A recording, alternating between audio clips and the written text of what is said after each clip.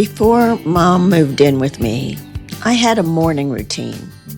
I got up early, around 5:30, had coffee and wrote in my journal or read a book. And then I would take a walk, come home and shower and start my day. I usually had a lot planned each day around the podcast. Things have changed. Hi, I'm Wendy Green, and this is Boomer Banter, and I bring you short solo episodes about what I'm actually living through, caregiving for my mother, and the bigger question of finding purpose at this stage of life. So I still get up early and start with the coffee, but within generally 30 minutes of waking up, I hear Mom. She gets up, goes to the bathroom, and then she walks out to see me. She does not have her hearing aid in, so there's no real conversation. She says, "Good morning," kisses my head, and she goes back to her bedroom. But now the clock is ticking. I need to get my walk in and shower before she gets up again so I can get her breakfast and we can eat together. After breakfast, Mom moves to the couch, pulls probably 2 blankets over herself, and closes her eyes. She's tired. She feels like she has lost her purpose. She wonders why she is still living. I have not lost my purpose, but I feel like my purpose is not as clear right now as it was before Mom moved in. When I had my regular morning routine, I would clarify my day in my journal. Normally, on Sundays, I would write out my plan for the week, and then in the mornings, I would put some meaning and details around the plan for the day. But here's the difference. Mom wakes up thinking, why was I given another day? I'm just taking up space. I have nothing to contribute. I wake up knowing I am in a transition and will come through this transition to hopefully something that excites me again. That contrast, that gap between our two ways of seeing the day is what this episode is about. Transitions start with an ending. Which endings are my mojo killers right now? The loss of my independence and the loss of the Boomer Banter format I spent 6 years building. No guests, at least for now, just me talking about what I'm actually living through. It was my decision to have Mom move in with me, and I honestly was naive about what that would mean. Mom is in relatively good health. She is frail, just 98 pounds soaking wet. And I'm glad she's here. I just did not realize everything else that goes along with having her here. Working with her caregiver, filing long-term care monthly expenses, finding foods she will eat, trying to find ways to help her feel useful, and patience. Always working on practicing patience. So there just wasn't time to put into the Boomer Banter format that I had used for the past 6 years.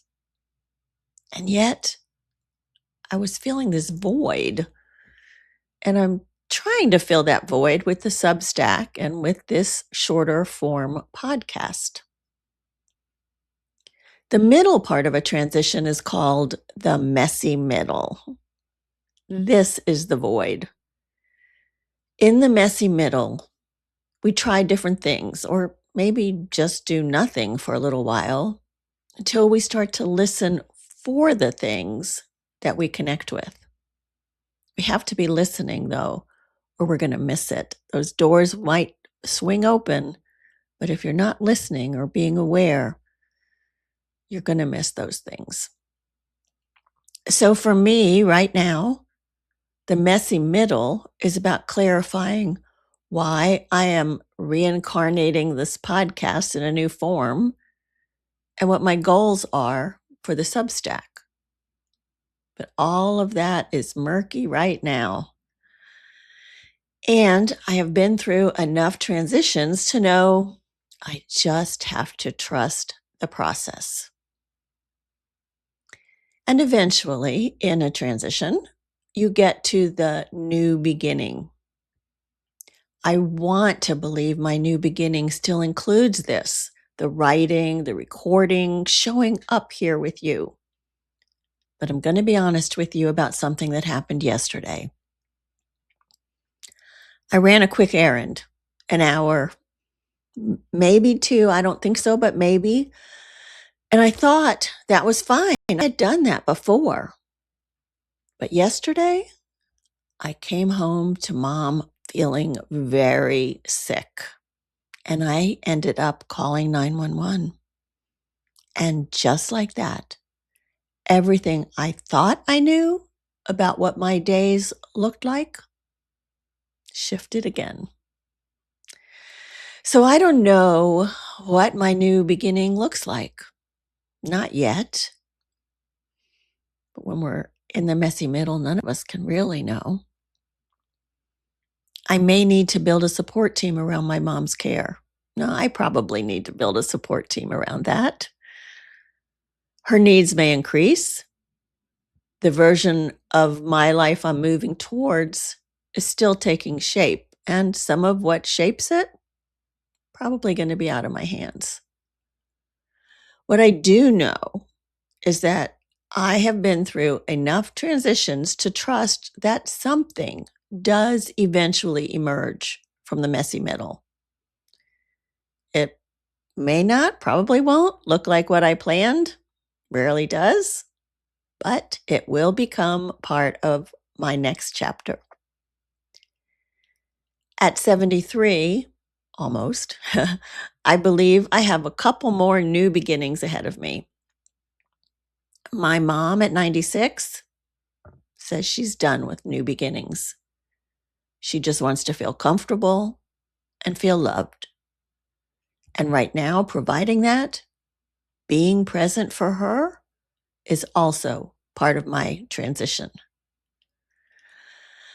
I have not figured out how to reconcile the disconnect of keeping myself motivated and living life while watching her let go of it. And that's really what I want to leave you with today.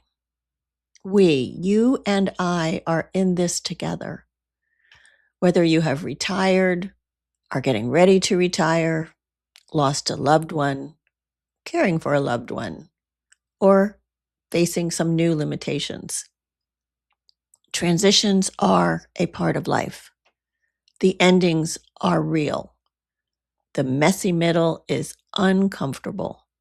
And the new beginning is not guaranteed to look the way you hoped it would. But we get to choose how we move through it. So let's choose life. And if you want to share where you are in your transition, please send me an email. It's Wendy at heyboomer.biz. Or come join us in the monthly banter circle. It's where we talk honestly about the things that challenge us and bring us joy as we age. I'd love to see you there. Before you go, I want to encourage you to check out the podcast, Women Over 70, Aging Reimagined. It's hosted by my friends, Catherine Marino and Gail Zalitsky.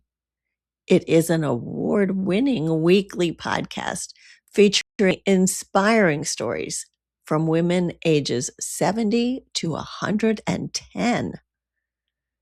Their stories celebrate women's enduring courage, compassion, and contribution and shatter the myth that we become irrelevant as we age. You can find it wherever you listen to podcasts or on their website, womenover70.com. Thanks for being here, and I will be back hopefully very soon.